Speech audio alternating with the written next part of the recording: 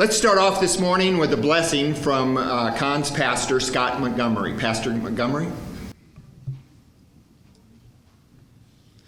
Let's bow our heads. Lord, we thank you that we can gather here today and celebrate the service and the life of Con Marshall. And while we're here, we just ask that the food will bless us and the company will bring joy to everyone here. We thank you for your grace, and it's in your Son's name we pray. Amen. We do have a fair amount of time, but we do have a fair amount of program. So go ahead and continue eating. Don't let me interrupt that. Speaking of the meal, there's Tracy out there. Let's give him our appreciation. It's always great.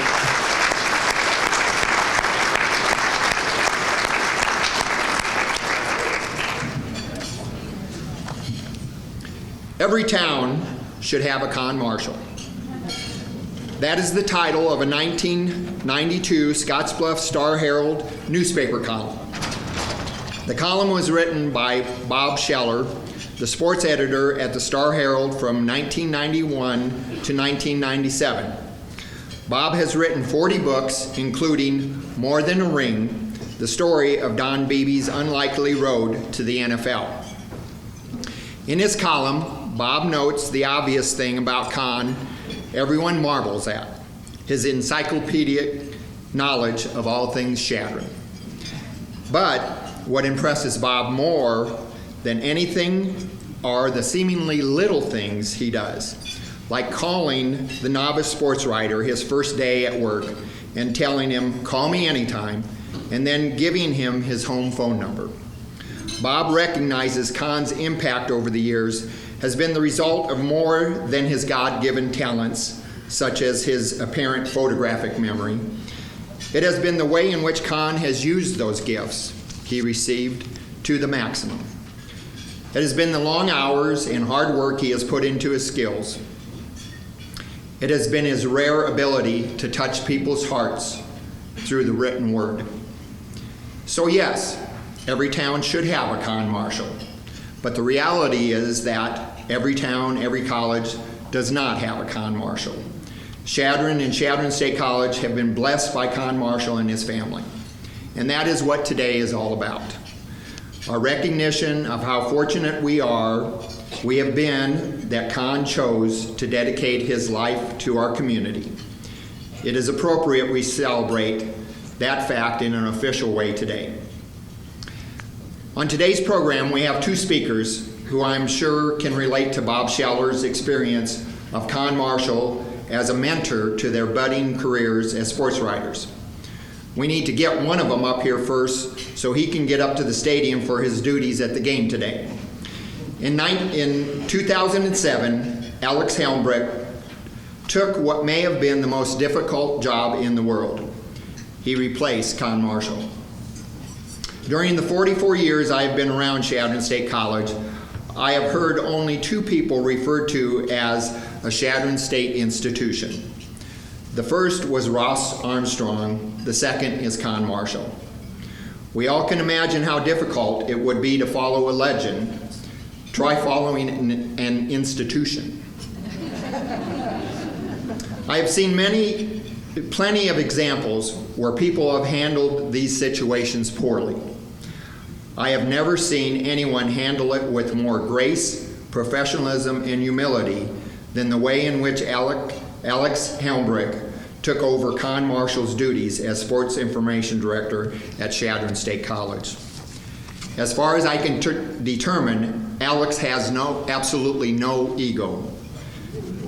I have witnessed many occasions where people mistakenly assumed something coming out of the SID's office was still being done by Con when it was actually done by Alex. I have never seen him worry about who was getting credit for what. Maybe that is the ultimate compliment to Alex, that many people saw a seamless change in the Sports Information Office and could not tell Alex's work from Con's. At any rate, I know we could not have found a better person to have taken over Con's sports information duties than Alex Helmbrick. Now, a point of clarification, you may have noticed in the program that Alex's job title is not Sports Information Director. That's because he has recently been promoted to the new position of Director of College Relations. But since we have not hired a new SID yet, apparently Alex is doing both jobs. Sounds like fun to me. Alex, please come up and share some of your unique perspectives of con.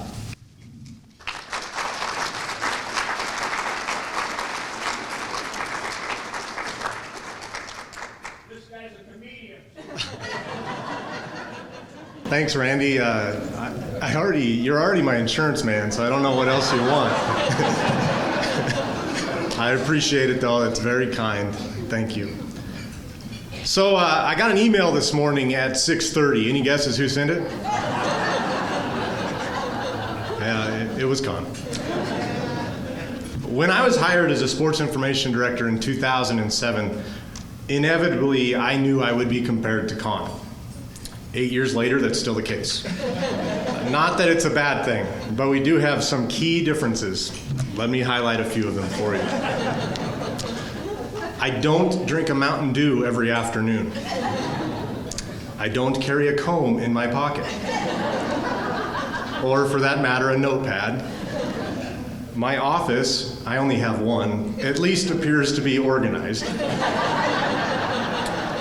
I quit using glue sticks in the 2nd grade. I don't know the differences between types of cattle. I cannot fall asleep within 20 minutes of being in a moving vehicle and then 20 minutes later answer the question that was discussed while I was sleeping.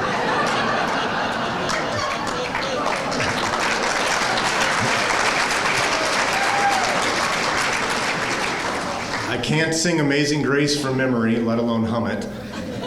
I've never typed a story on a bathroom counter in a hotel.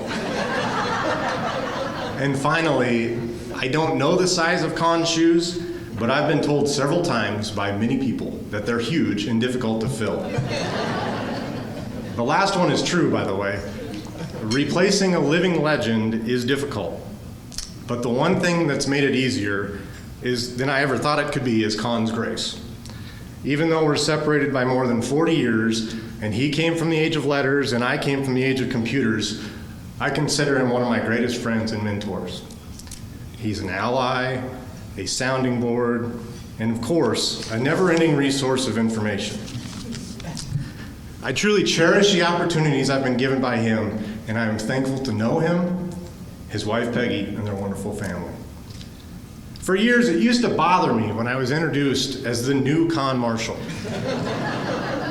I worked hard to create my own legacy, I thought. I wanted to be known as Alex, the young upstart professional who works in publicity at Chadron State, not as the guy who replaced Con. I knew the only way I could change that was to alter my perception. I began looking at Con as the man, not as Con, the information guru. I could never become the king of information because it wasn't my calling, and I couldn't do it as well as he could anyway.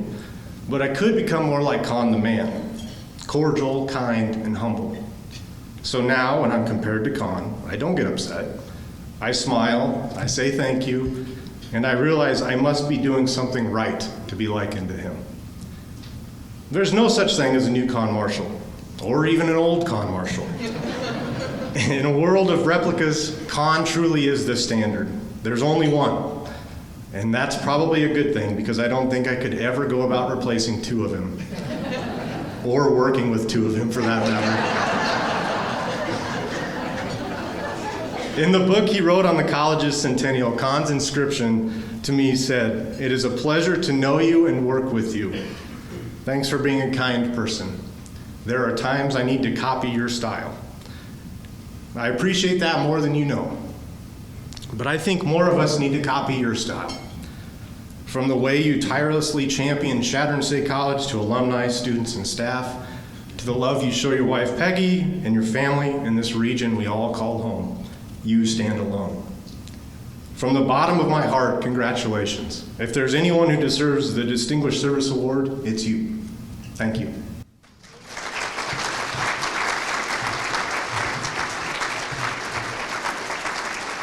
And speaking of style, I had a sweatshirt made for Con that he probably won't wear because there's not a pocket for his pen. But come up and get it.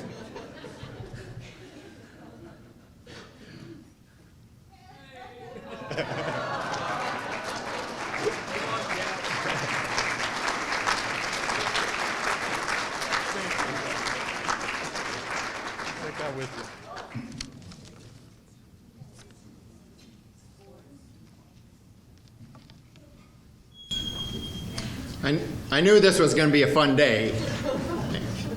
Great job, Alex. He is a comedian, isn't he? Yeah. Next gal, The next, I think you should be a little worried about the next one. Most people automatically think of Chadron State College when they think of Con Marshall. But there is this whole other side of Con's body of work. That is the community of Chadron in western Nebraska, and in particular, the agriculture community. You can take the kid off the ranch, but you can't take the ranch out of the kid, right, Con? It may surprise some of you to know that out of the thousands of sports photos Con has taken, perhaps his favorite are some of his rodeo shots. For years, Con has been a member of the Dawes County Fair Board Committee that handles the Dawes County Agriculture Hall of Fame. We have asked longtime member of the Dawes County Fair Board, Phyllis Idemiller, to visit with us today about that ranch kid. Phyllis?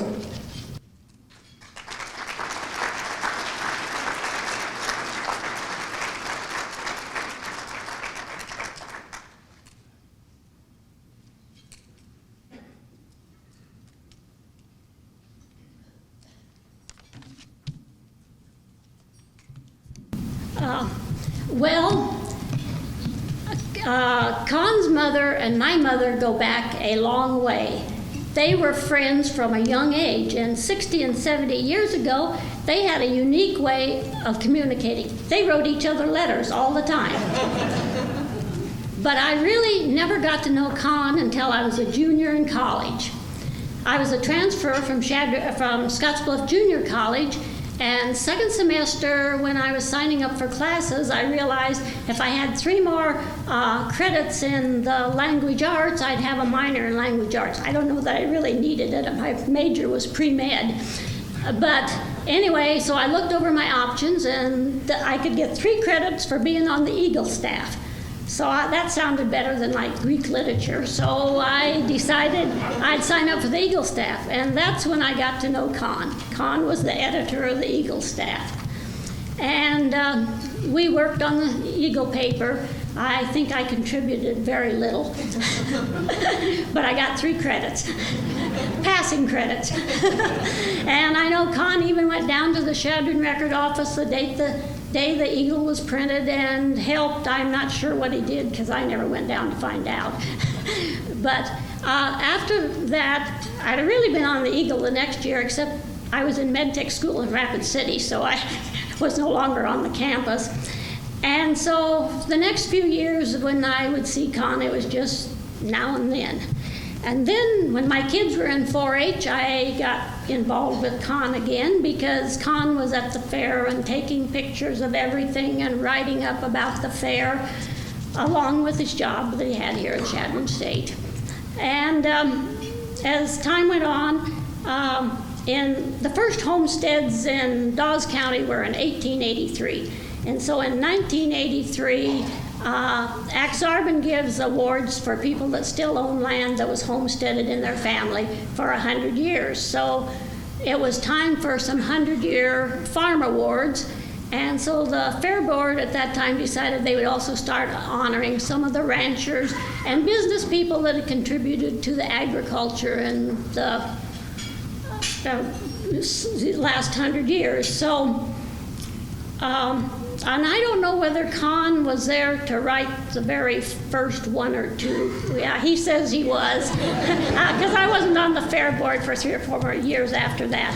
But anyway, Con spends endless hours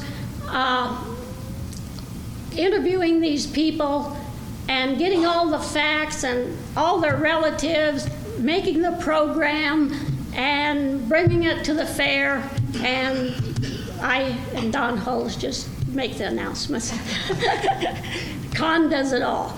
But now this year, he was telling that one of the people that was honored said, oh, they were just too busy. They didn't have time for an interview. And he told me, he informed him, he was available from 5 a.m. until 10 p.m., and they surely could work out some time. Anyway, they got it done, and then I got to thinking, if Con got paid $35 an hour for that many hours every day, he ought to be a millionaire. There's another few things that you need to be thinking about. Con wrote the 100-year centennial book. He's the editor. I checked it out. He also wrote the 125 centennial year. But in 25 years, he sure learned a lot more about Chadron. Because the 100-year book has 90 pages in it, but the 125-year book has 204 pages in it. Another little fact, when I was working on the Fair 125 years, the Fair is just 1 year younger than Chadron. I didn't write a book. But anyway, I was working on getting information, and I discovered that Con in high school showed the champion market beef for FFA. And that was a little known fact to me anyway until that time. Con is dedicated to preserving the history of the sports, the Chadron State, Dawes County, and Chadron for all the future. It's written everywhere. But as I was thinking about this, I wonder how often he asked for file cabinets to keep all his yellow note tablets in. In ending, Con, I just want to say thank you for a great job and for representing us all so well.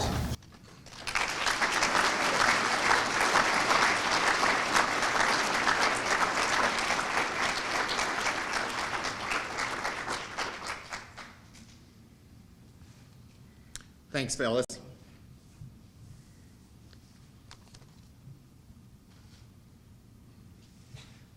Con's faith is not just important to Con, it defines who he is.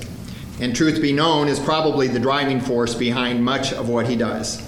So it is appropriate that we have Con's pastor at Chadron Christian Church, Scott Montgomery, share his insights about Con with us this morning. Pastor Montgomery.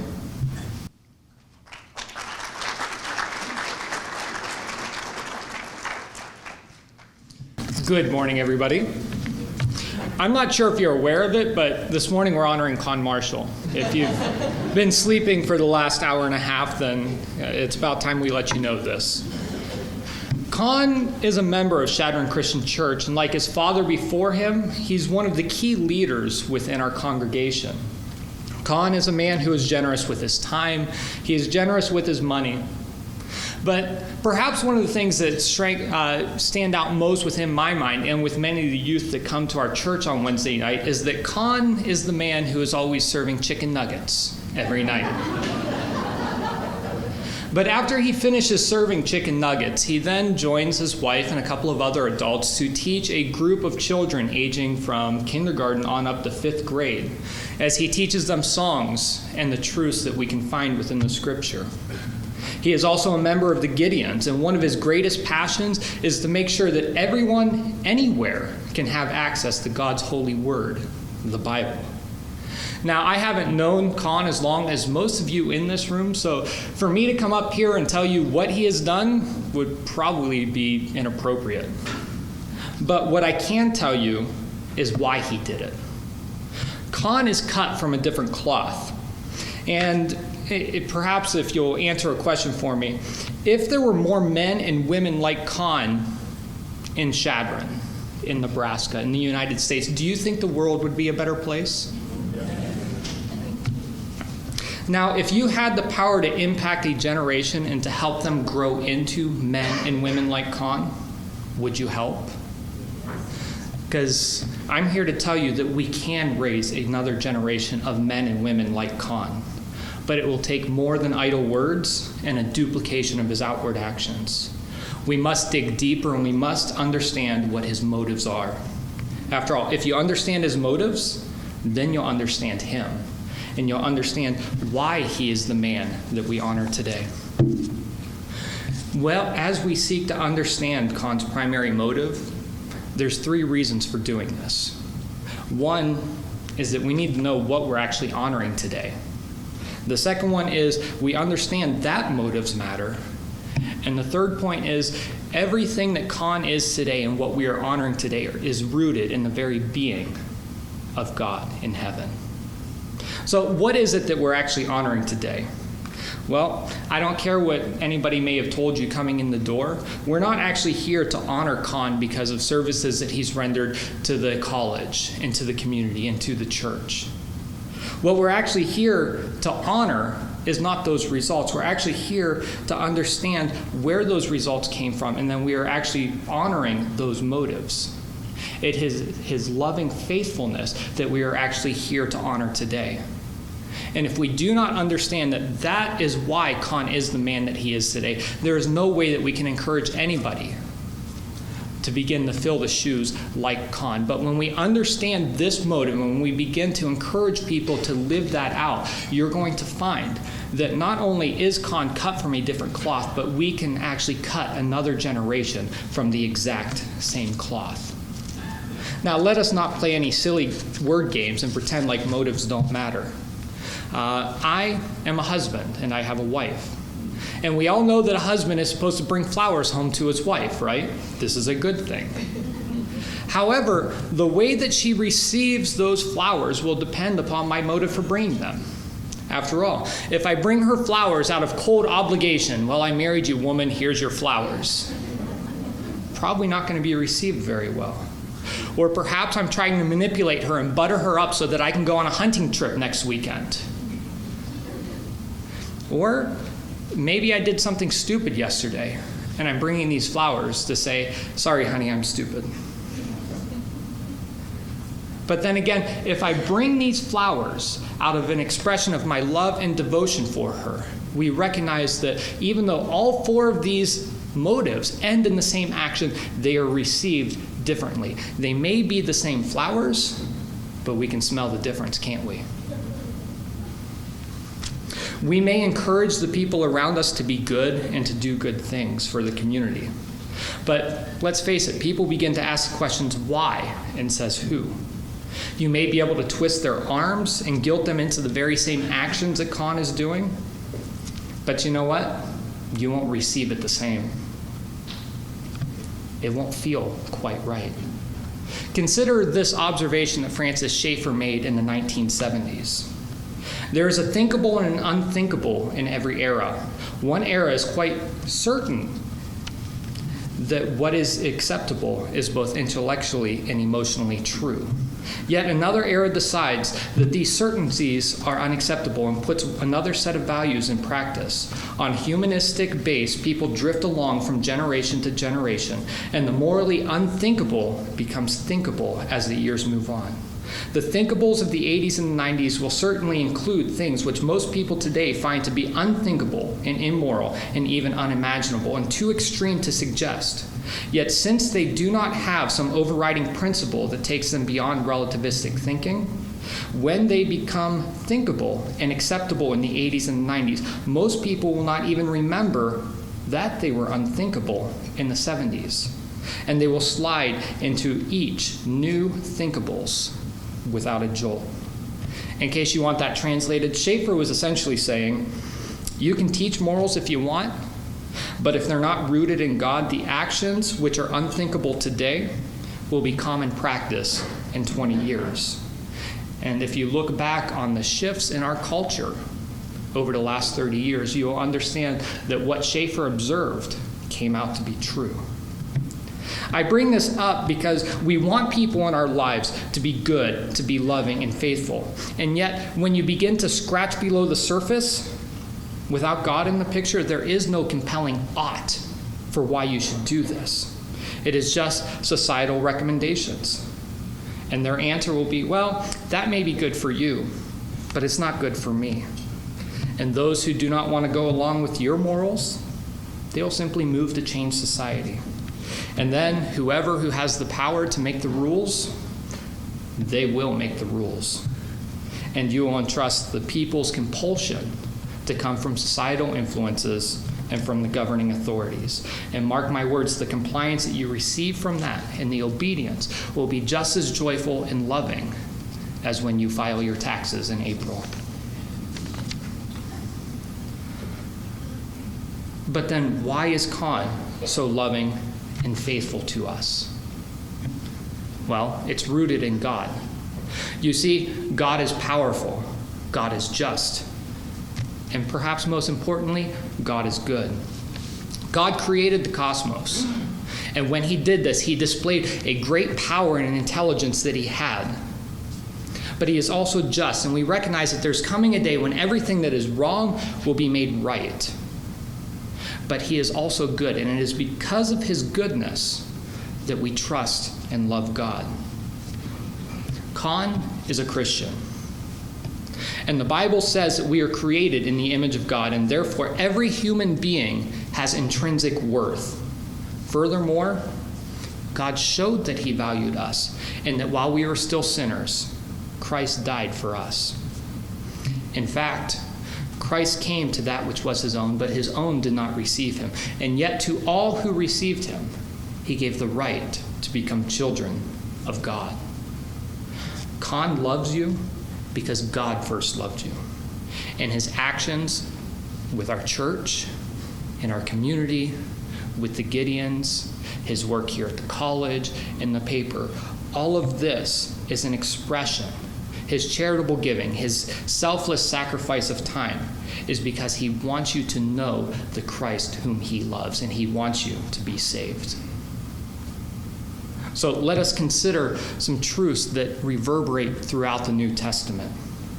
Jesus said in John chapter 5, he said, "The Father judges no one, but has entrusted all judgment to the Son, so that all who honor the Son..." Wait, I messed that up. I've never messed up that verse. Congratulations. Jesus said, "The Father judges no one, but has entrusted all judgment to the Son, so that all will honor the Son just as they do the Father. And consequently, he who does not honor the Son does not honor the Father who sent him." And of course, one of his disciples, Philip, asked, "Jesus, just show us the Father." And Jesus said, "You've traveled with me for this long, and yet you do not understand? I tell you the truth. If you have seen me, you have seen the Father." And perhaps the most powerful statement that I have found in the New Testament came from the mouth of Jesus when he said, "I am the way, the truth, and the life. No one comes to the Father but through me." Alexander Solzhenitsyn came to speak in one of our Ivy League colleges, and he delivered this in his speech. "Over a half a century ago, while I was still a child, I recall hearing a number of old people offer the following explanation for the great disasters that had befallen Russia. Men have forgotten God. That's why all this has happened. And since then, I have spent well nigh 50 years working on the history of our revolution. In the process, I have read hundreds of volumes and collected hundreds of personal testimonies, and have already contributed 8 volumes. But if I were asked today to formulate a concise, possible main cause of the ruinous revolution that swallowed some 60 million of our people, I could not put it more accurately than to repeat: men have forgotten God. That is why this has happened." Now, Solzhenitsyn had spent years in a Russian gulag and was tortured and humiliated while there. And yet he said that the humiliation and the pain that he received in the gulag was nothing compared to the reception that he received at our Ivy League university as they booed him off the stage. Con is cut from a different cloth, and it is a good cloth. And you can be cut from the exact same cloth. And if you truly believe that more men and women like Con would be a good thing, would you take a couple of steps to make an impact? Not just for your own good, but for the good of our community, our state, our country, and our world. How is it that you can seek to understand and to live out Con's primary motive in life? The first step: daily renew your faith, your trust in Christ. And the second one is to read and to seek to understand the Bible and submit your life to it. For as the Apostle Paul reminds us, all Scripture is God-breathed and used for teaching, rebuking, correcting, and training in righteousness, that the man of God may be thoroughly equipped for every good work. If you think a man like Con is valuable to our community, if you think that we need more men like him, then perhaps we should seek to mimic his primary motives. And then perhaps you can begin to live a life like him and make such a positive impact. Thank you.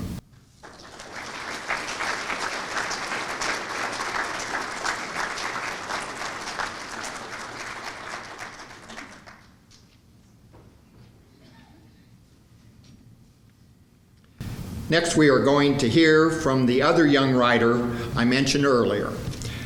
Justin Haig worked at Chadron State College for 12 years as communication coordinator and various other roles. He currently works at his dream job with the Nebraska Game and Parks Commission. His many Facebook friends really enjoy the daily photos he shares. It is a regular reminder of how fortunate we are to live in this little corner of the world. I know one of Justin's responsibilities when he first started working at CSC, albeit maybe an unwritten responsibility, was helping guide Con into the electronic age. I'm sure that made for an interesting process for the two of them. Justin, we are pleased to have you share with us today about your relationship with Con.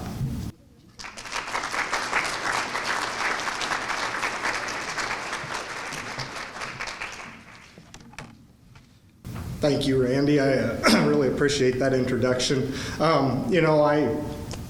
I feel really honored to be able to get up here and speak to you all today. I know each of you probably feel like you have a special connection to Con, and there are probably a whole lot better speakers out there in the audience than I am, but I really feel honored to pay tribute to this guy. When I signed on to this task of paying tribute to the great Con Marshall in words, a lot of memorable encounters he and I have had through the years began popping into my head. So allow me to relive some of those encounters. If I know anything about Con, he's embarrassed by all this attention, and he'll soon be getting antsy to get to Elliott Field for some football. So I'll be as brief as possible. My first real experience working with Con was in late summer 1995, almost 20 years ago, after I talked him into hiring me on as an intern. After a couple of summer months of installing underground sprinklers in McCook, I was certainly excited to move back to Chadron a few weeks early before my final year and learn from the master. Fall sports were gearing up, and he graciously said he could use some help. On my first day, I got to the office in the basement of the Klein Center just before 8 a.m., which seemed really early back then. I sat in a chair right inside the office's glass entry doors. I was excited and a little nervous to begin this opportunity and talk to my new boss. Before long, Con stormed down the stairs and through those doors, looked at me and said, "Oh, hi, Justin." Looked straight ahead toward his office, marched back to his keyboard and began typing. As I remained in the chair, beginning to wonder if I was in the right place, he hammered out a story or three. Not quite the royal greeting I had envisioned in my new place of employment, but hey, he was doing important work, so it was all good. What I might not have known at the time is that Con had been the last person to leave campus the night before and had already been to work for 2 or 3 hours that day. And I didn't know then that it was a scene that I'd witnessed time and time again in the coming years. Up early, staying late, work until the job is done, and there's always another job to do. That's how Con does it. Later that morning, after he'd written the urgent news of the day, he got me going on a project to create a trifold brochure for the volleyball team. It was back in the days when only the big schools were creating media guides for volleyball, and most RMAC SIDs weren't doing much for the sport, so CSC was pretty cutting edge.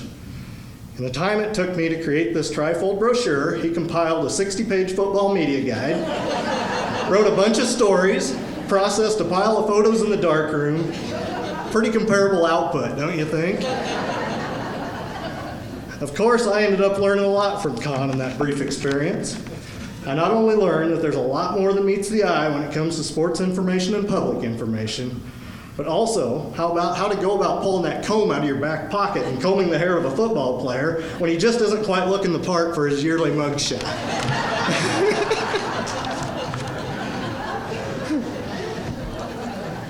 My next memorable encounter with Con comes several months later as I entered the world of professional journalism.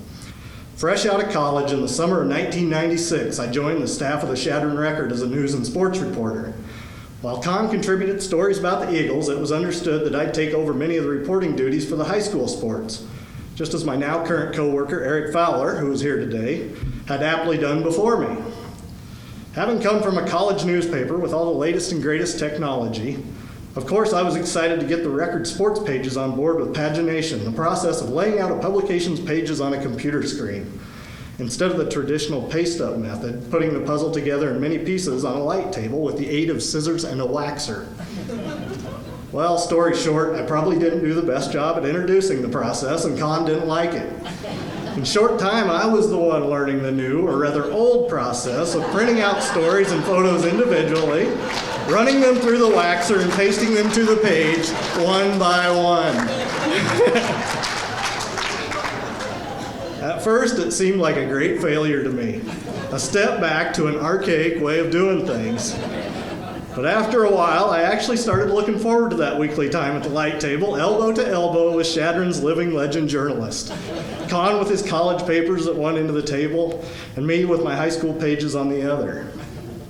It gave us a chance to look over each other's work and discuss the happenings of the week. While cutting and pasting, we were able to plan for sports coverage in the week ahead and catch a few typos, or sometimes in my case end up rewriting the entire story on a tight deadline because it just didn't meet Con's standards. I certainly won't go as far as to say that wax paste up is my preferred method of compiling a newspaper, but sometimes I think today's media, especially on the national level, would be better off if it would take the care that we did in putting those pages together. I later left the Record and its light table and went to work at the McCook Daily Gazette. During that time, in the fall of 1999, I had another extremely memorable encounter with Con. We dignifiedly met and crossed paths at Foster Field at the University of Nebraska at Kearney, in the bathroom of all places. As a reporter for the Gazette, I was in town with a press pass to watch the Eagles take down the Lopers. Con can tell you that the score was 24-18 in favor of the Eagles that day, and he'll even tell you about the winning play. Of course, he was in a big hurry to get to the sideline before kickoff, but before doing so, he asked me if I'd be interested in coming back to Chadron to work for the college someday. The college was realizing that he and Deb Holland might be a little overworked and could use some help. Cricket and I, recently engaged, we talked it over. Since it would come with an increase in pay, from starving writer to semi-starving writer, and get us back to the town we love, we decided that saying yes was a no-brainer. Several long months later, the college hired me as a communications coordinator. Needless to say, it was one of the best moves I ever made. For over 12 years, I was proud to be one of Con's colleagues and friends, further learning the ins and outs of campus journalism. I won't say we didn't have our rough spots. As Randy said, I had the joyous pleasure of working near Con as he was forced to make the move from his old beloved word processor to a Mac desktop computer, and then to a PC, just because the IT department didn't think he had enough stress, I guess. As if that didn't cause him enough grief, we made the transition from film to digital photography during that time. We won't even get into efforts to tidy up the office. Let's just say I heard more than a few dadgummits and piddly D's in my time working at CSC.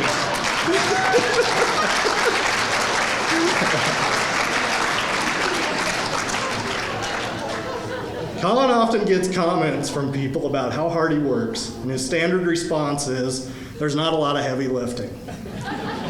But through all those dadgummits and piddly D's, I watched a guy who did a lot of heavy lifting in a figurative sense.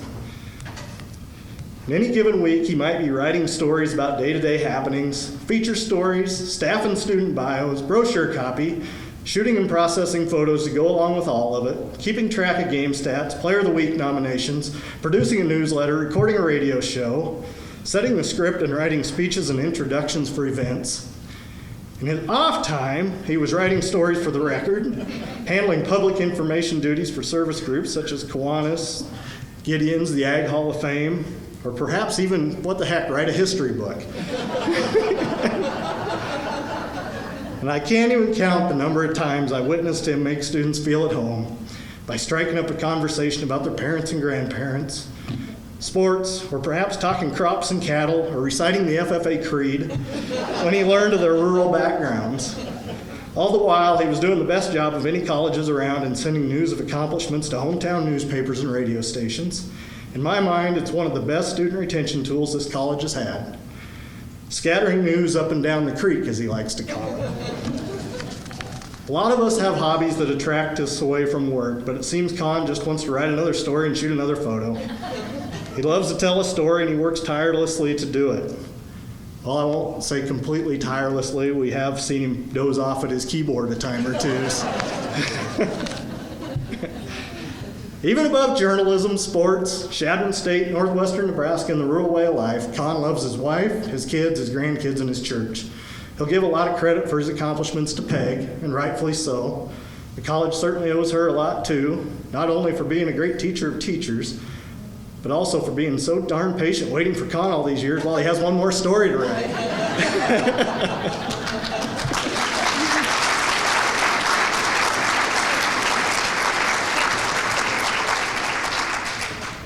Con, of course, is still busy most days covering news of CSC in the region. I look at the great work that Alex Helmbrecht is doing and all the others in college relations. And as an alum, I am proud that the tradition of excellence is continuing. In closing, I'd like to talk about another one of my favorite newspaper columnists of all time. Many of you may remember the late Mike Royko, a daily syndicated newspaper columnist from Chicago, who gained fame for telling it like it is in the 1960s through the 1990s. Now, I know Royko was probably a little too liberal for Con's liking, but I think they share some characteristics of success. A reporter once asked Mike Royko what it felt like to be referred to as the best newspaper columnist in America. Appropriate for our theme of heavy lifting in journalism, Royko said, "So big deal. I've got the mental equivalent of a strong back. There are people who can outright me, but they can't outright me 5 days a week or 4 days a week. 1 day a week they might." The same type of statement could surely be made for Con Marshall. A whippersnapper such as a Dave Hindy or an Eric Fowler or Tina Cook or an Alex Helmbrecht or Chad Emanuel, I saw him out there with a camera, or perhaps even a Justin. They might come in and take a better photo or write a better story on occasion, and maybe even outproduce Con for a spell. But they'll always have a ways to go to outproduce Con at the quality level he maintains for weeks, months, years, and decades. In baseball terms, it's probably an understatement to say he's the Cal Ripken Jr. of public information.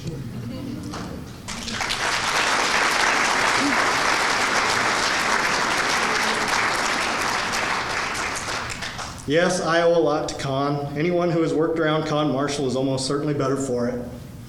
And Chadron State College and the entire region are certainly better off for his work. I look forward to many more encounters, Con. Thank you for all your heavy lifting, and congratulations on another well-deserved honor.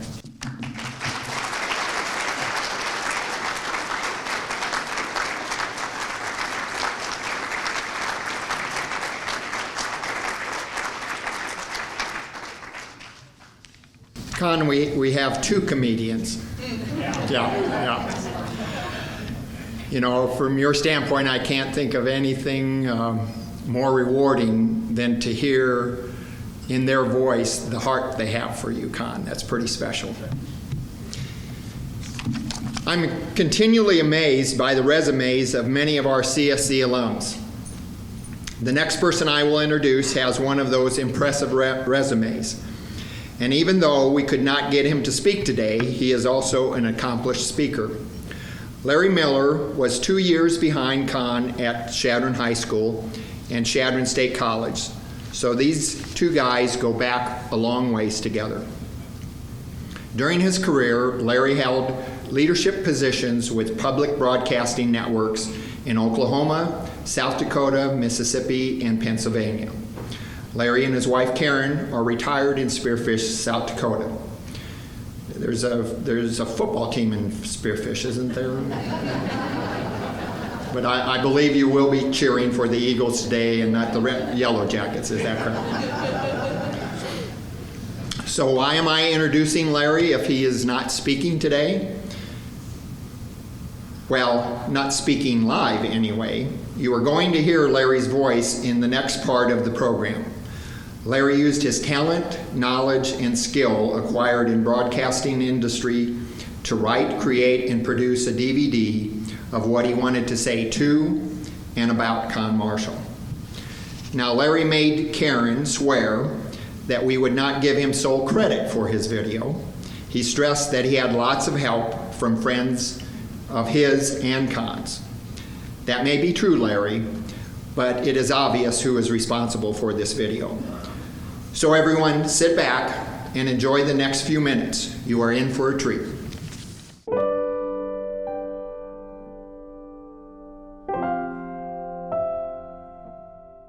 The Marshall name has been a familiar one around Dawes County since Benton and Gladys Marshall arrived in 1916, living first along the Niobrara River not far from the old Dunlap settlement.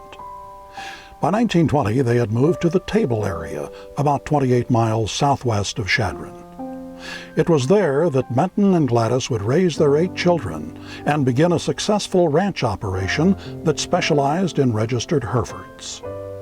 Their 5th child was Bob Marshall, who would join his father and brothers in running the ranch for many years. Bob Marshall married Jeanette Bushnell of Marsland, Nebraska on New Year's Day of 1941. 11 months later, on November 16th, their first child was born. Conrad Keith Marshall. For a couple of years, Baby Con enjoyed life as an only child, with lots of attention and lots of pictures. And then, things changed a bit. Con would be joined by 3 sisters. The first was Meredith, followed by Bobby, and then the youngest in the family, Cheryl. I was more of a tomboy growing up, and I was the youngest of the girls, and so there were 2 girls, 2 of my sisters that would always work in the house and take care of things, so I got to be outside a lot with Con. I think he's done a marvelous job with his career. I think he's done a marvelous job as a husband, because he left to be at one point and went off with this other lady called Peggy. Yeah, I remember that happening when he married Peggy, and I thought, there goes my big brother.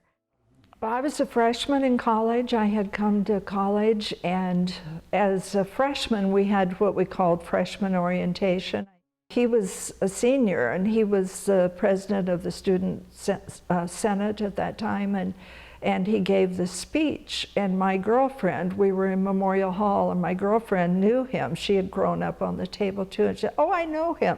He's really a nice guy." And so I decided right then that I was going to keep an eye on him, but it took a while before he even noticed me.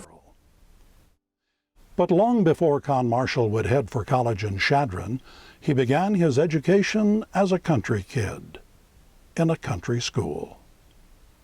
When he first started to school, he walked, of course, because it was just, I mean, they could see the school from their house. It was just down the road a little ways, and he came in and told the teacher he'd walked all the way to school. So Con not only had his mom and dad, but he had his grandpa and grandma right there, and then some uncles and aunts, and so they, you know, I think that all of that formed his values and his thinking. He learned to give and take with all those people. Con was a 4-H member early in his life, and that involved different 4-H's from around the area, Hemingford maybe, and Chadron and Crawford and Marsland, all those. Plus he enjoyed having a calf to show, and he often had a calf from Grandpa's line of registered Herefords that he got to show at 4-H. We always had chores to do. We milked the cows, and we took care of all the cattle, the horses and the cattle that were next to the barn. And Con remembers all those horses' names and a lot of times about who bought the horse or where the horse ended up. Just a short story about Con and how he broke his arm. Driving a tractor from my grandparents' ranch over to my Uncle Slim's ranch. And he took a corner a bit too fast, I think, as the story goes, and he reached through the steering wheel to the mechanism to slow down the tractor, and the tractor front wheels, I think, hit a large rock, and it spun the steering wheel around, and his arm got broken, and I think the tractor went into the ditch. And you know, but his dad or somebody was following him, and they found him, and the tractor was over the deal, and he was in pain, I'm sure. Okay. And he probably a little figuring he was going to catch what for, you know. He ended up in Denver having his arm set at a hospital there in Denver. And that was his right arm, of course, so he became a left-handed young man after that. I think Con's love for baseball stemmed from a hired man that we had at one time that worked on my grandparents' ranch when we lived south of Chadron. Con said when he broke his arm, I don't remember how old he was, and he was in Denver, and his mother bought him a baseball book while he was in the hospital in Denver, and that really got him started liking the major leagues. And then he got to attend a couple of games in Chadron. He had his favorite team, which he still has to this day, and he collected baseball cards, and he knew all the stats and all the statistics. We attended a little country church called Open Door Church. It was just a community gathering of all the neighbors around there. It was the best of times. We made it so fun because you knew everybody, and it was a good time. I remember, I think Con got taken out of church one time for maybe misbehaving, and I'm not sure if my grandpa first noticed it, but my dad, I think, and Con and one of his cousins went out one time during a service. Oops, Con, sorry. In the fall of 1955, with his country school years behind him, Con headed for town and enrolled at Chadron High School. He stayed in town in the beginning because his parents were still quite a ways from Chadron. And he stayed with some other students who were from the rural area, and they stayed together in town. And I think he liked coming to town to school. In 1956, Con's grandfather, Benton Marshall, plagued by health issues, decided to disperse his registered Herefords and end the partnership with his sons. Bob and Jeanette Marshall and their family moved from the Table area to a place about 5 miles northeast of Chadron. Con was already boarding in town after enrolling at Chadron High School in the fall of 1955.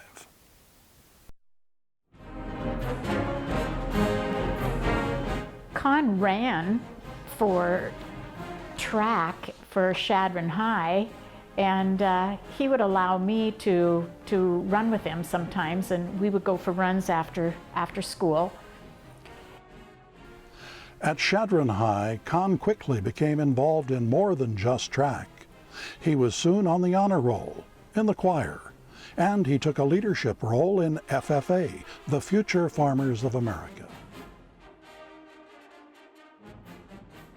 And in 1959, Con earned his diploma at Chadron High and was on his way to a lot of years with what was then known as Nebraska State Teachers College at Chadron. While Con had been active in high school, he thrived in college. Not surprisingly, he became a reporter for the Eagle newspaper, covering sporting activities. Later, he was named production editor and finally editor of the Eagle, picking up a few awards along the way too. They would be the first of many that he has collected over the years while associated with the college. A member of Sigma Gamma and a leader of Blue Key, Kahn served as president of both his sophomore and junior classes. As a senior, he would serve as president of the Student Senate. One teacher that he talks about is B. Cook, and she was from the Norfolk area, and she had taught Johnny Carson in high school, and Kahn really liked her. He kept in touch with her for quite a while. And Kahn Marshall graduated cum laude from Nebraska State Teachers College at Chadron in 1963 with a Bachelor of Arts degree, a double major in business administration and English. He then went to work for Don Hulls at the Chadron Record for a short time, selling advertising. And then he was going to be drafted to the Army, and they didn't want him. So, because he had a hearing loss, and so then he spent a little bit of time in Denver. He was working for a bank in Denver. He was in Denver for only about 2 or 3 weeks, and then Don Hulls called him, and he said, "I've got a news position open. Be the news editor of the paper." And so Kahn quickly snatched that up and came back to Chadron and worked then at the newspaper. On June 13, 1965, Peggy Galbraith and Kahn Marshall were married at the First Baptist Church in Chadron. But they weren't settled in Chadron very long when Kahn had an opportunity to take a job with a larger newspaper. He went to the Scottsbluff Star-Herald for about 3 years, and then Dr. Nelson, Ed Nelson at the college, called him and asked if he would like to be the director of information. It was a new position that they were starting, and so then he got to write news stories and sports for the college.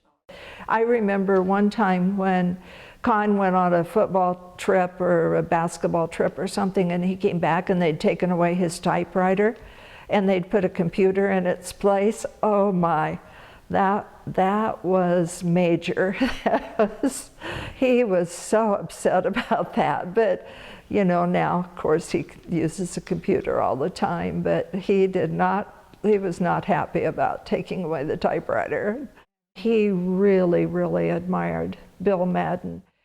Bill was the sports editor of the Star-Herald in Scottsbluff when Kahn worked there. And Kahn, even though he wasn't part of the sports staff, he would help them out on Friday nights and Saturday nights or whenever, when there were games. And he really, really admired Bill Madden.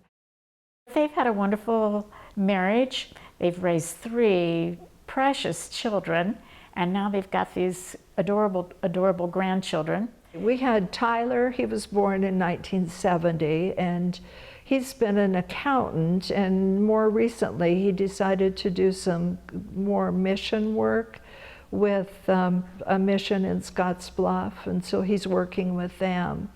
And then Sarah is a music teacher in Juanita. She and her husband are both music teachers. Tyler has 1 boy, Jaden.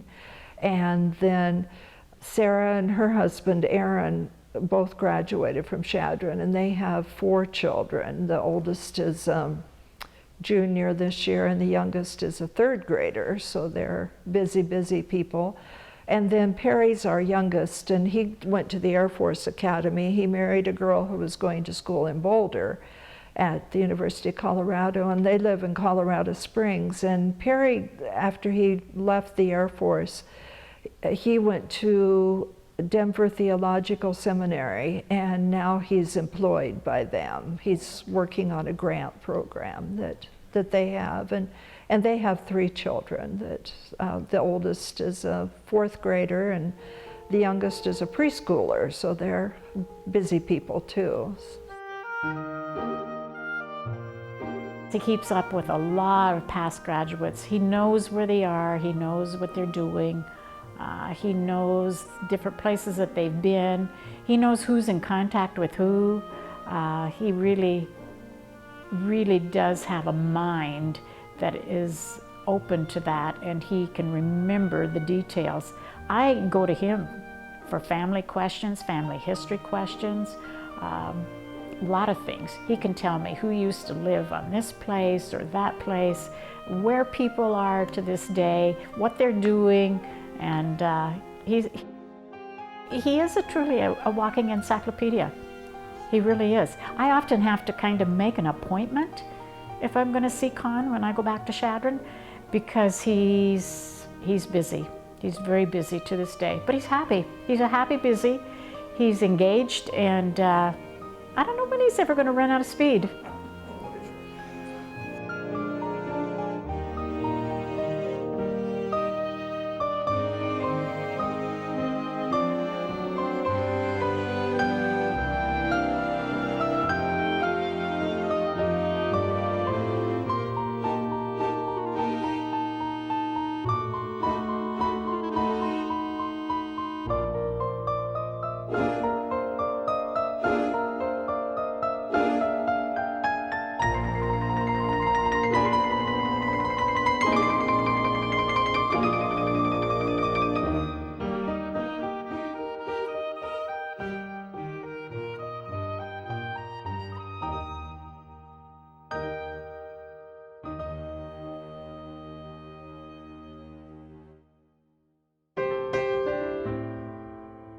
I know today's your special day, and I was very, very excited when Larry called and asked me to say a few words to you. Words cannot express, in my mind, how much you have meant to me, my family, Chadron State College, Chadron, and the entire state of Nebraska. Today is your day, and I hope you sit back, appreciate it, and just enjoy all the love and the praises that the people are going to bestow upon you. Hi, Con. We're just wishing you congratulations on your accomplishments and wishing you well. Con, I just want to congratulate you on this honor, which is particularly for Con Marshall. I don't think there's anybody that deserves this award any more than you. I don't know if there's anybody that I admire totally for their personality and what they've done for other people. It's just unbelievable the number of people whose hearts you've touched. Con, I cannot be here, but I really want to congratulate you on this distinguished award. I'm really happy for you and your family, and I wish you the best with your continuation of your work here at Chadron State and Chadron. Con, congratulations on the award that you're receiving from Chadron State College. You've offered and given so many years to the college and to the community with your writings and your interest in people, and his time has come that you'll be honored for it. God bless you. I wanted you to know that we, the Rasmussen family, my family in particular, really appreciated the pictures and the things that you did when my mother passed away, and the pictures that you sent to all of us on the group pictures and all. Some of what you do, I don't think people realize how much you do for the community, which is not associated with either Chadron High or the college. I really do sincerely wish you the best, and thank you so much for your service to the community. Con, this is just a delight to congratulate you on the recognition that you are receiving and that you deserve. Oh, hi, Con. On behalf of myself, farmers and ranchers of western Nebraska, southwestern South Dakota, 4-H members, FFA members, and all who work in agribusiness, we'd like to congratulate you on your Distinguished Service Award. It's certainly well deserved and earned, and we're glad we're part of it. Hope you keep up the good work. Hi, Con. Your first professional job as a journalist was working for my dad at the Chadron Record, and I understand you've always harbored some thought that you wouldn't have gotten the job without some influence from my mother. And I don't really know the details, but I can only say that if she had been asked, she would have given you a wonderful recommendation And it certainly took my father no more than a week to realize that he had a wonderful new hire. And then you took this career and went on for 50 years and have chronicled Western Nebraska. And furthermore, you've remembered everything. So congratulations to you. Hi, this is Danny Woodhead, and I just wanted to say thank you to Con Marshall for all he's done during the 4 years that I was in Chadron, and he kept me in line with all the media stuff I had to do, and he was a great he was a great guy to work with, a great man, great friend, and I just want to say thank you, Con. Have a great day. Hello, Con. Congratulations on your much-deserved Distinguished Service Award from Chadron State College. This is Jeanette Couch Potloff in Southern California. I want to thank you for the wonderful article that you wrote years ago after interviewing my parents about the Virgil Couch Christmas Toy Program. There are special people in Crawford who have continued this program. Once again, congratulations, and may God bless you and your family. Several times in recent decades, Con has introduced me as the best journalist ever to come out of Chadron. Well, I have a news bulletin for you. Con Marshall is the best journalist ever to come out of Chadron, period. He should be recognized beyond this event with a statue overlooking the campus, Chadron, and Northwest Nebraska. It's a pleasure to be able to say congratulations on your Distinguished Service Award from Chadron State and our old alma mater. And it's nice to be able to say that I know a guy that's has a lot of awards for doing a really great job in Western Nebraska there. We knew each other as kids, and we're high school classmates as well. But just congratulations, you've done a great job out there. And we just want to say again, job well done. Congratulations. A press box in your name, Distinguished Chadron State Alumni, RMAC Hall of Fame inductee. I'm sure this farm boy is embarrassed and humbled. However, you are most worthy of Chadron State's highest award. Chadron State is fortunate to have had you return to your roots, remaining forever loyal. Your passion as a journalist, writer, historian, and statistician have benefited many. While acknowledging limited athletic ability, you have been a silent leader and captain for this institution. You have been the ultimate overachiever, meticulous and honest, a motivator to others, and a great role model. You have paid it forward for as long as I have known you, always giving and expecting little or nothing in return. Thank you for everything you have done for this community, Chadron State College, and all the lives of those you have touched.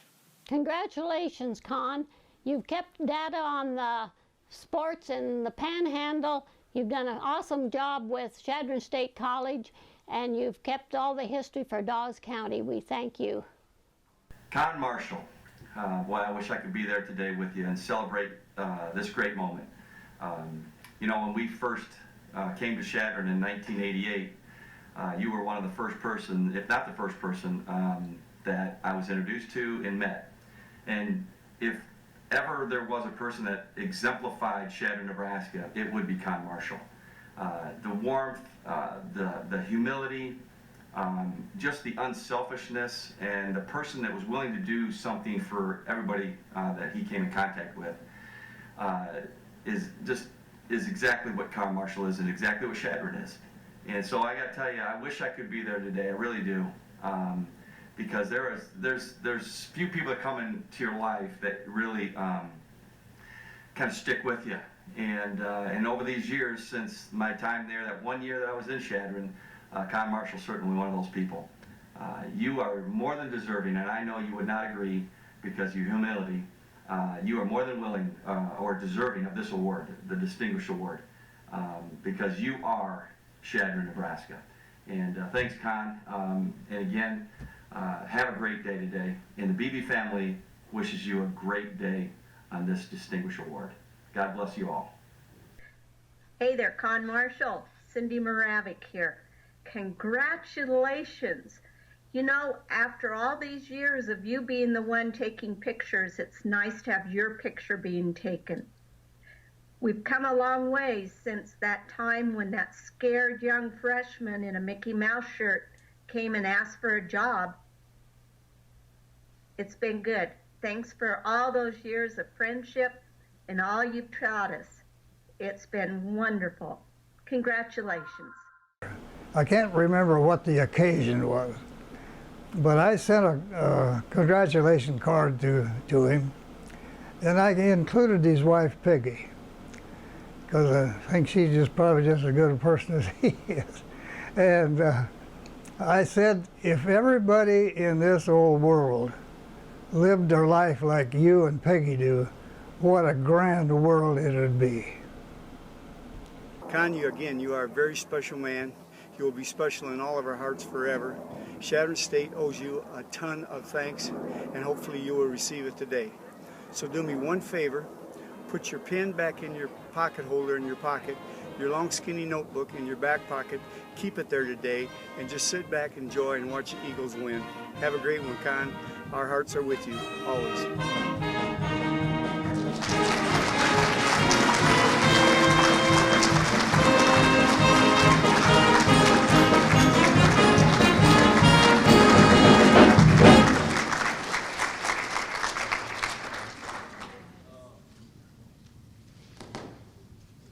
What did I tell you?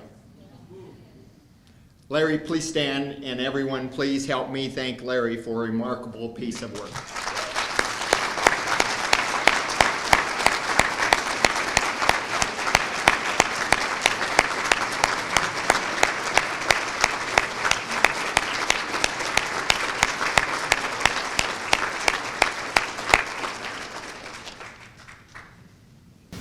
That was obviously a labor of love. Big man on campus, my gosh. Whoa. That brings us to the formal part of this morning's program. The Distinguished Service Award is normally given to individuals who have assisted the college through volunteer work or in a distinguished career. Employees of the state colleges are not eligible for this award. So it is rare that a retired, quiet down there. So it is rare that a retired employee would be approved for the Distinguished Service Award. Chadron State's president, Dr. Randy Ryan, was able to convince the Nebraska State College System Board of Trustees, and I'm guessing with the help of board member Gary Bagansky, to make an exception in the case of Con Marshall. Dr. Ryan, please come up and do the honors.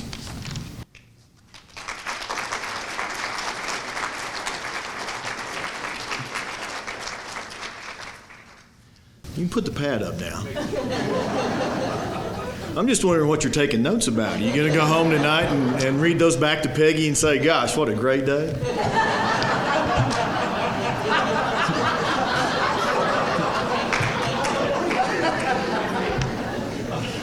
Con, it's little wonder why we're here today, honestly. But I got to have a little more fun with you, okay? So I put together Con by the numbers, because I'm kind of a numbers guy. 4372, which is his home phone number, and he uses that to call and ask Peg if she could help him find his camera bag or notepad. 2054, which is Ann Burke's home phone number, she's our CIO. For tech support for Saturday mornings, Con still likes to think of boot up as something you do before branding. In true Con fashion, he recently wrote a 1,096-word article about a 1,000-word children's book by Ken Hinman. We counted. Thousands of news articles, far too many to count. And some of these are estimates, Con, so, give me a little latitude here. 1,190 pens and pencils during his career. 940 reporter notepads. Now, we're estimating 20 per year times 47 years. Over 700 reams of paper. 80 hours a week when he was full-time. 79 hours a week since he's retired.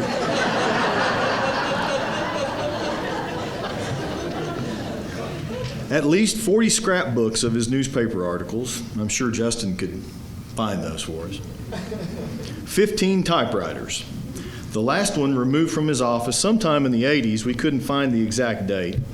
when he was out of town, and it was replaced with a computer terminal, much to his dismay. You've already heard about that one. 12 photocopy machines, 6 different offices on campus, and probably we need an award just for this one, Con. He survived 6 different presidents.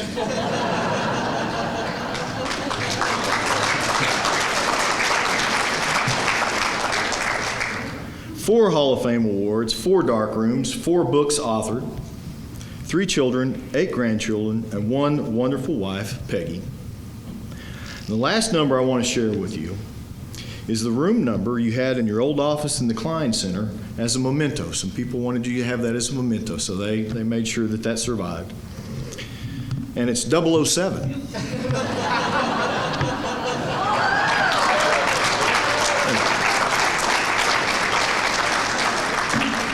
A fitting office number for campus's not-so-secret agent with a license to write.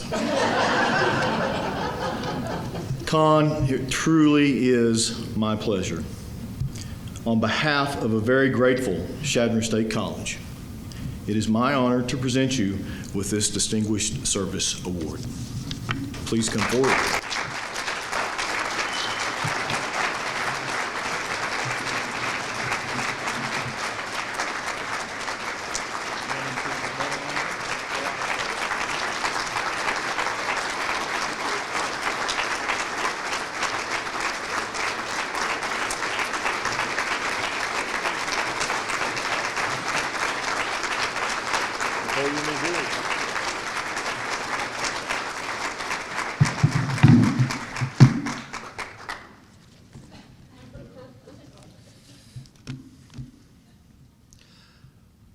Well, thank you all for coming to this event. I was really surprised that very many people from Chadron would be here today, because you all know about all my warts and my ineptness and my shortcomings and a lot of things that I don't do right and haven't done right. And I really appreciate it. I'm overwhelmed, and I guess overwhelmed is as good a word as any that I could use, I think. I'm a little bit, somebody said this is kind of like your funeral, you know. And I'm a little bit like the story about the preacher was talking about the deceased and what a great father he was and what a great husband he'd been and what a great citizen and how much he'd done for the community, just what a great guy he was. And finally, Ma nudged Junior and she said, "You better go up and check and make sure that's really Pa that's in that casket." And I feel quite a bit like that, because I didn't recognize that guy you were talking about sometimes. For the jokesters in the group, Alex and Justin, we have a Gideon prayer breakfast every Saturday morning, and this morning the first verse we read was from 1 Timothy 5:1. It couldn't have been any better fitting. Do not rebuke an older man harshly, but encourage him as if he were your father.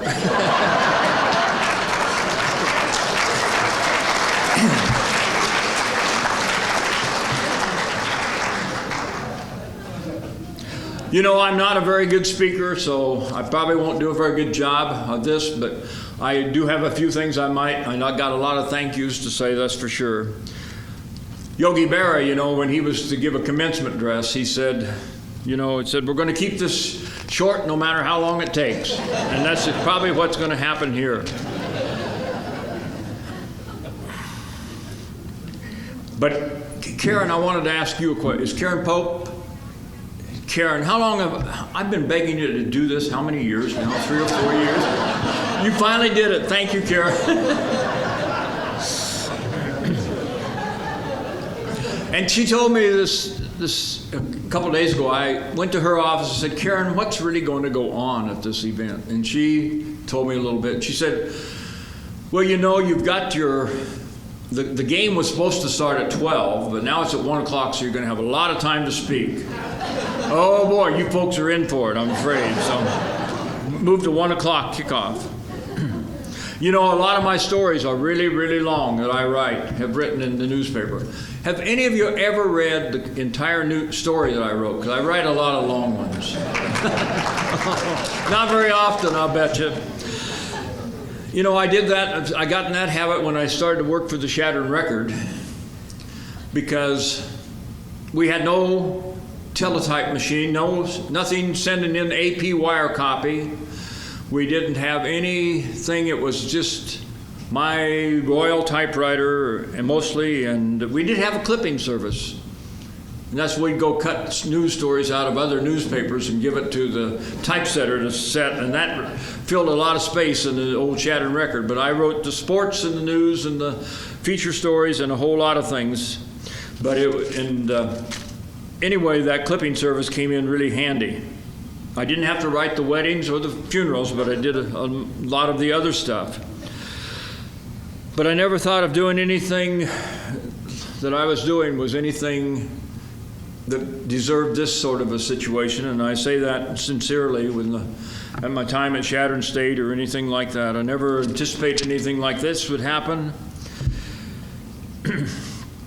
I don't think, and I really say this in sincerity, I think some of this is a long old age thing, quite a bit, a lot of it. But the Lord has blessed me with good health, and I've been able to keep working, and as Justin said, I don't have to do any heavy lifting in this job. Just a notepad and a pencil is about all I have to do, so I don't need to do that. So I try to keep on keeping on.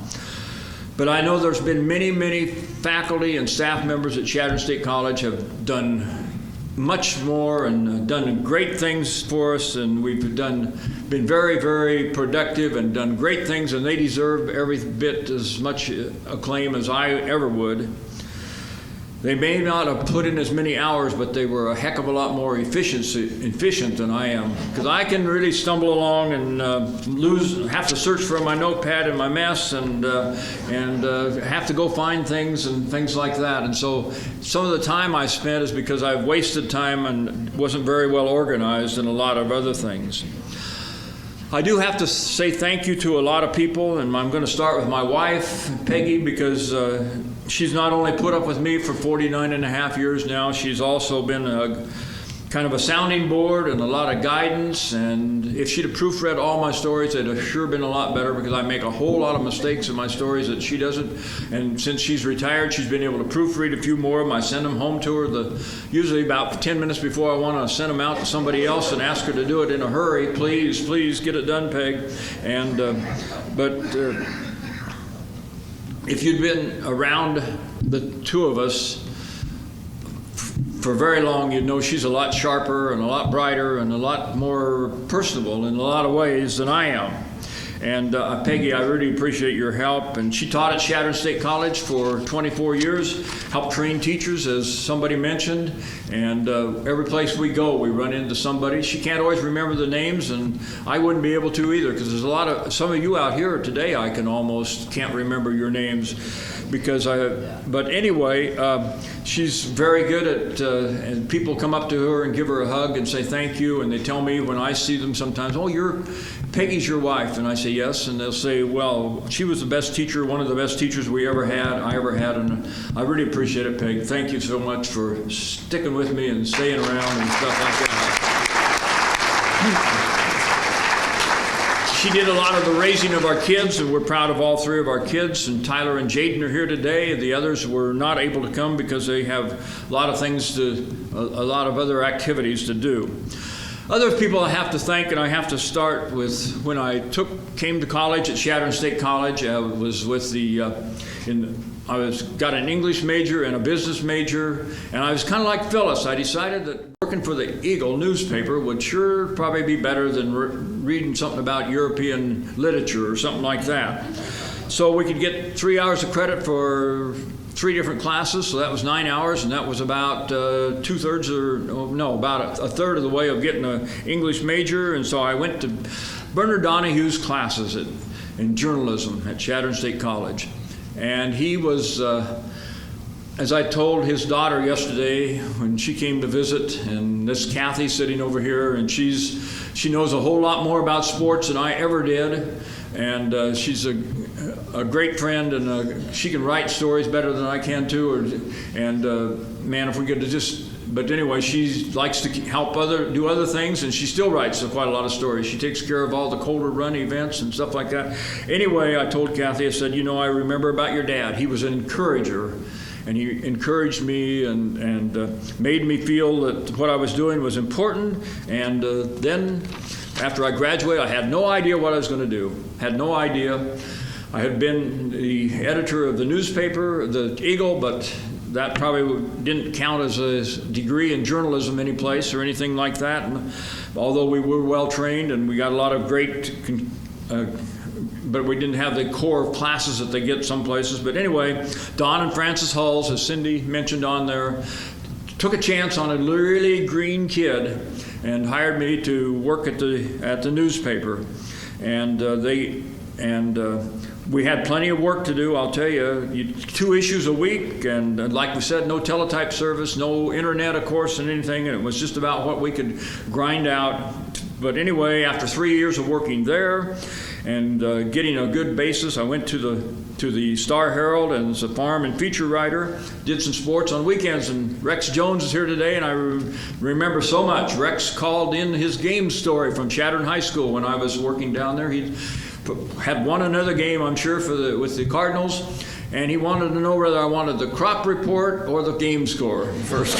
I was known as the ag reporter at Chadron for the Star-Herald, and traveled far and wide, and did that for 3 years, and then came to Chadron State as Dr. Nelson offered me a job at Chadron State, and I don't think I ever. I didn't apply for the job. Somehow it worked out, and we got to do that. I think the starting salary is $7,200 a year, which was fine, and those days, don't worry about that. And all my bosses pretty well have given me I guess the 6th college presidents. I hadn't counted up, but pretty much of a free hand, and I think a lot of that's because I didn't like going to meetings, and I didn't like to do a lot of planning. I liked to go to work, and I didn't see sitting around trying to plan, because I could see there was lots to do, and I could get kind of grouchy sometimes at meetings, and so I got out of a lot of meetings and kept keeping on. And but I've enjoyed the work here so much. I feel very blessed to have worked at Chadron State College, and I've liked what I've done, and I pretty much did it the way I wanted to, and got some instructions and stuff, particularly during the Sam Rankin era. He told me quite a few things that I could do a little bit better, and bless Sam, he was a very intelligent guy and terrifically honest, and a man filled with integrity, and a good guy in so many ways, but sometimes it was other things too. But anyway. But it's been a real blessing to live in Chadron and to do the things been able to do here. And I think it said something about that I was a blessing to Chadron. Well, Chadron's been a blessing to us too. And I can go to the grocery store or Walmart or any place in town, and I can usually find somebody that I know and can talk to quite a bit. So my wife never goes along. The kids never went along in recent years, because it always takes quite a while usually to get home sometimes. But I wanted to mention one other thing I really thought about that this past, just 2 weeks ago or 3 weeks ago during homecoming. We had a kind of a reunion of the class of 1963 and 64 at Chadron State. We were supposed to have the class of 63 last year, but they had a blizzard, and we didn't do that. A lot of those people came back, and I want to talk to you a little bit about some of these people. The word had gotten out that they were having some kind of a special event for me, and some of my classmates kind of made some thing over it. I got to know some of those people a lot more that day, and I want to tell you a little bit about some of these. I think that Tom Brokaw, I believe it was, called our parents the greatest generation. They'd survived the war, they had survived the Depression, and they built America very good. I think of myself, our generation, those of us born in the 40s and probably a lot of you in the 50s, I think we've been kind of the privileged generation. You couldn't put money in the stock market in the last 40 years and not made money on it. Almost couldn't if you did it pretty prudently and wisely. And I think we've been so blessed. And as Scott mentioned here, I kind of worry, and he left, didn't want to hear my sermon. Anyway,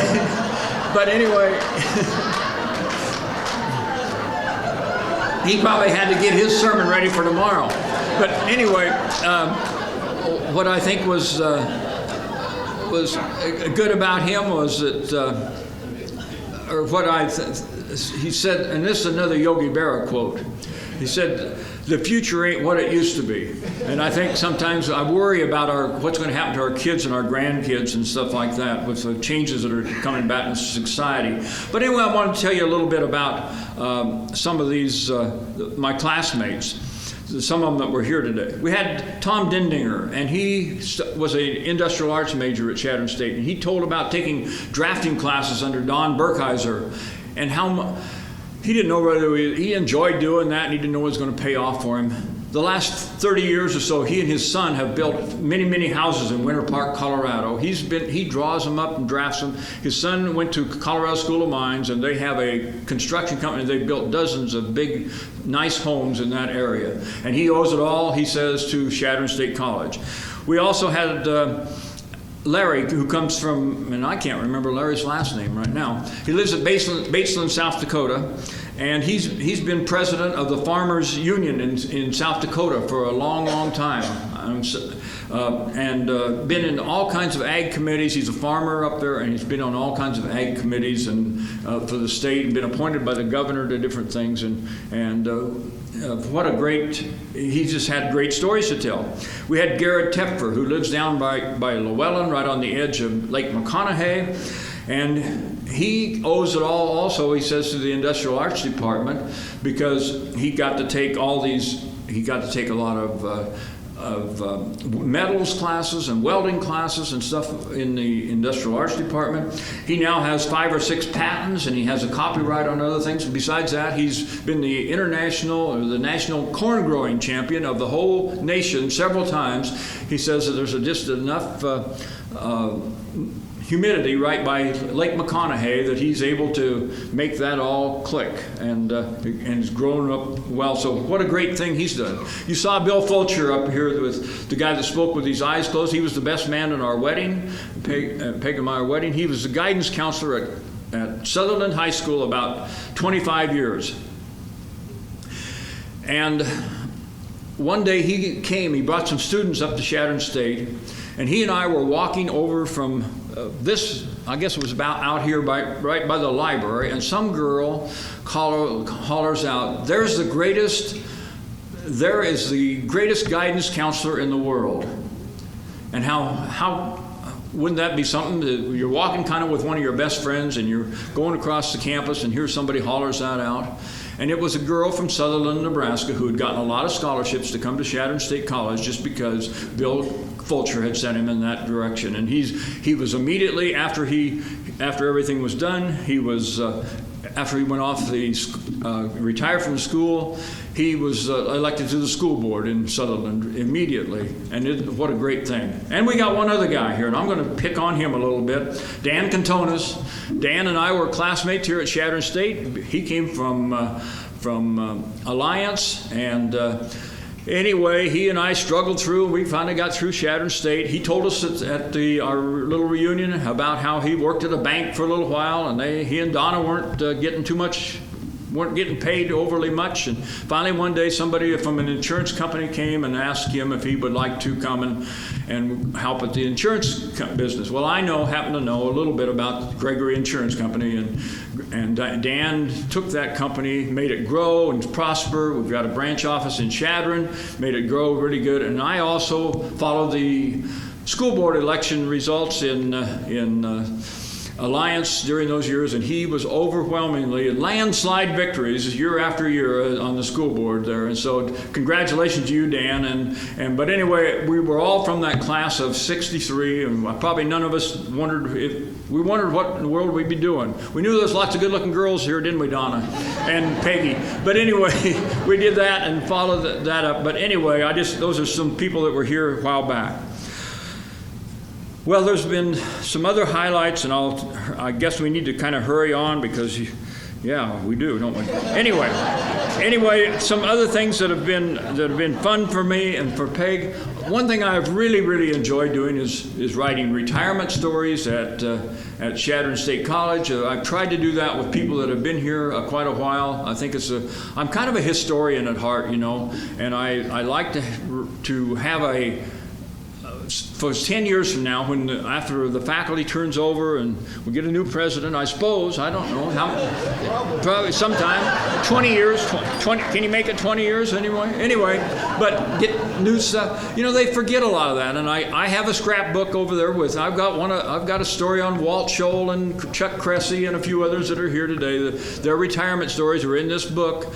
And it's handy to have around a lot of times to pull out information. I got one on Pat Colgate, his retirement story, and quite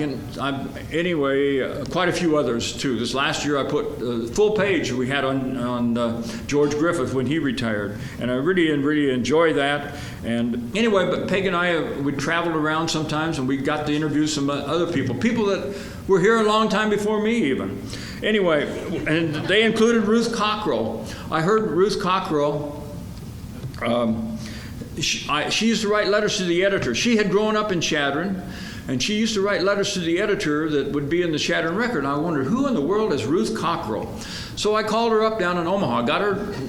She was during the war, she had went to help with a draft situation in the draft in Nebraska. She got a job working down there, and she had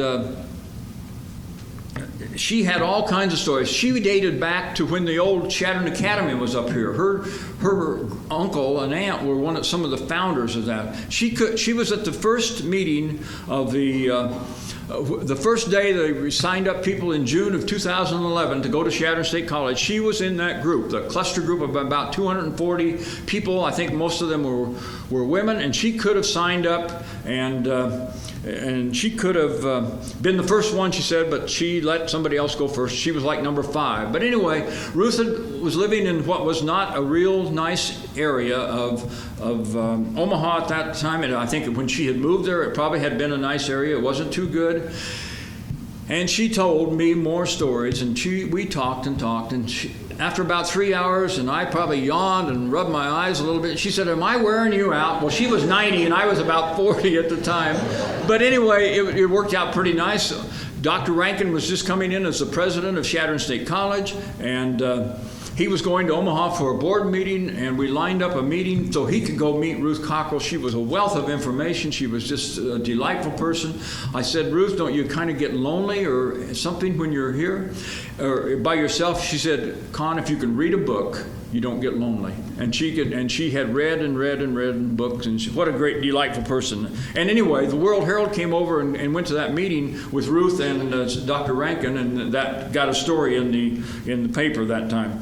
Peg and I, another time, we were coming back from Denver, Colorado, at a meeting. We'd been over there to I think it was a sports writers sports information directors meeting.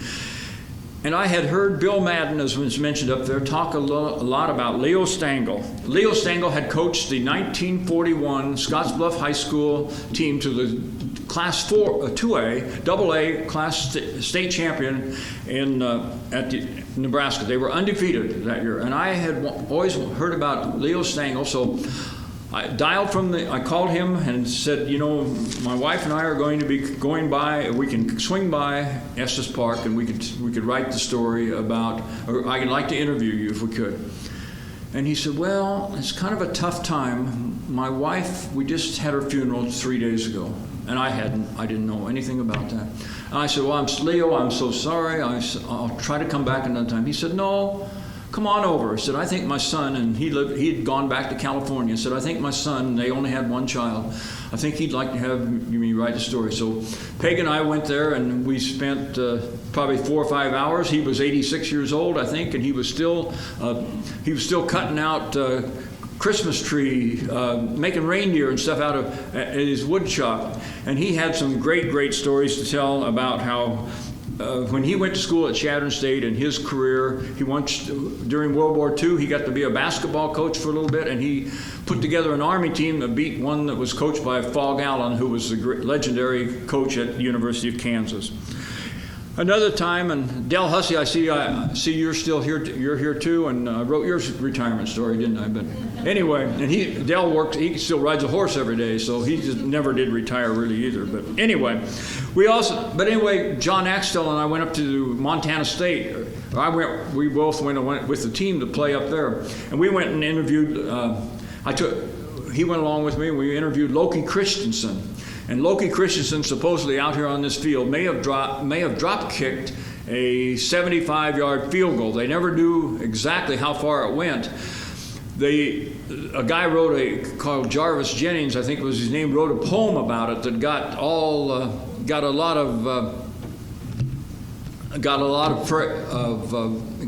was published a lot about that field goal, and it's a pretty legendary poem. And anyway, we went over and interviewed Loki, and he told about that. And the wind was blowing terribly from the northwest, and he was supposed to punt, but he decided to try a drop kick instead, and it went over the bar and helped win the game. And so that was fun to go see him. Anyway, that's a few things like that we've tried to do. And by the way, I see one other person here in the audience today, and Bud Larson has been he was a hero as a legendary basketball player. He had the all-time scoring record at Chadron State College for a long, long time. And Bud loves racehorses. He's had racehorses all the time, and Bud told me one time that he named a horse after me. And he wouldn't tell me what the horse's name was, but when I heard he was coming, I called him. I said, Bud, I need to know what the name of that horse's name was. So he's going to tell us today. What was the name of that horse, Bud? Con, that little horse became a fine racehorse, and his name was Don't Con Me. Don't Con Me. Thank you, Bud.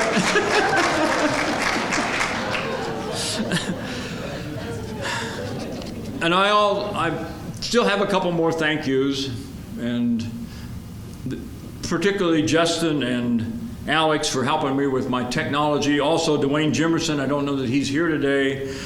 Star Gorgio, man alive, I'm a pretty impatient person. I have lots of deadlines, and I used to call those people up and say, hey, I need your help, and here they come to run in to help me. Now Eric Wellnuts is the man that I usually depend on, but I still have to call Alex quite a bit, and if I had Justin's number, I'd have it too. I'd be calling him too.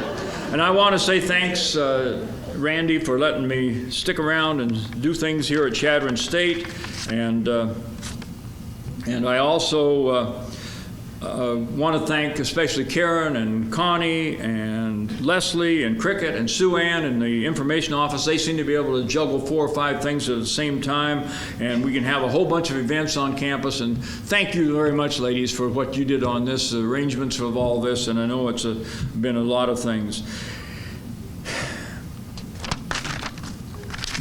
The cameraman, where did he go? Anyway, Chad, he and I go way back a long ways, because he kicked the 49-yard field goal that beat Doane out here on this football field when he was still 17 years old, and we've had a great relationship. I admire you, Chad, and we got some people too from, there he is, okay, and we got Tricia Lakowski, came from Chicago. I see her, and she surprised me. I didn't know she was coming. Lacey Phim from Dallas is here, and Lacey Orpin when she played basketball here. I appreciate you people coming, and some of these things that I've got to do. It's been my privilege to do these things, because to get to do these things about Don Beebe and Danny Woodhead. I mean, not every college has had great people like that.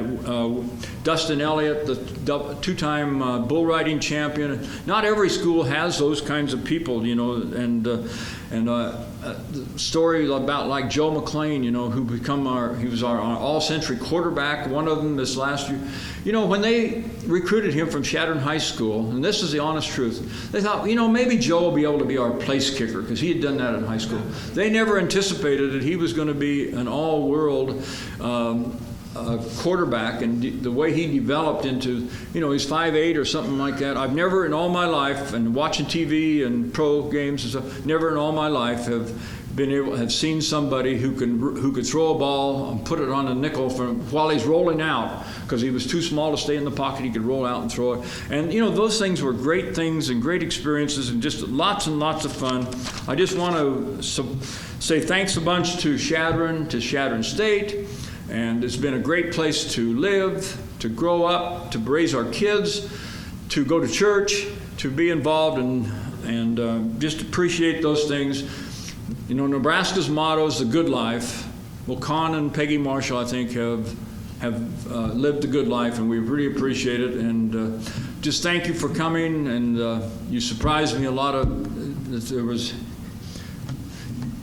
I didn't think there would be hardly anybody show up when we talked about this. So thank you so much. I appreciate it a lot.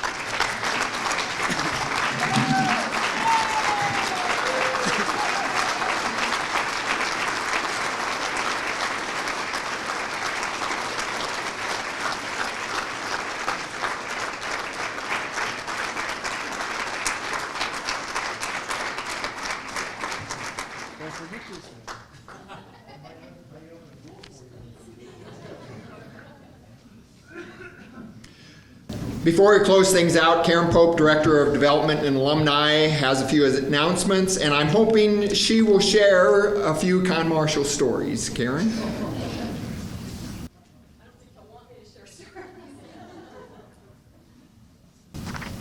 No, actually, I just have one brief story that, Con, you won't even know this.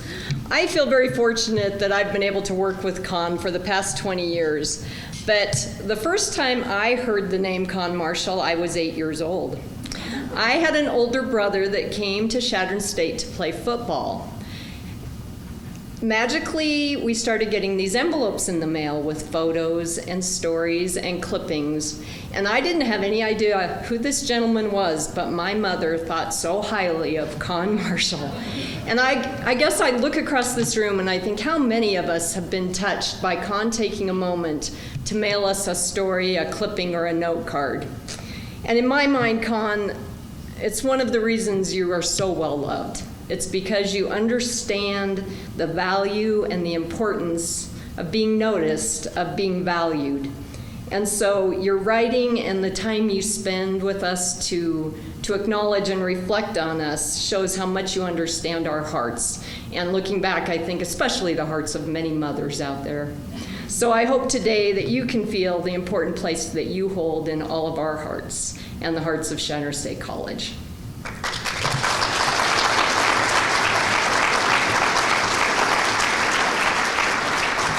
So the primary announcement I want to make, since there's so many of you here in the room today, is that it's an opportunity for you before the game, if you would like to go see the new Chacoin Center. You can access that facility from the plaza area at the southwest corner. There'll be a tailgate going on out there, and the doors will be open, and I promise you, you will be glad you stop in.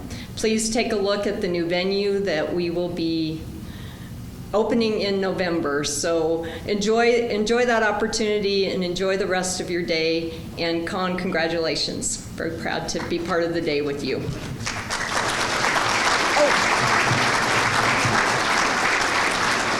I forgot one important thing. A lot of people obviously couldn't be here today, and I have stacks of cards and letters and things that people have sent because they wanted you to know that they were thinking about you today. So.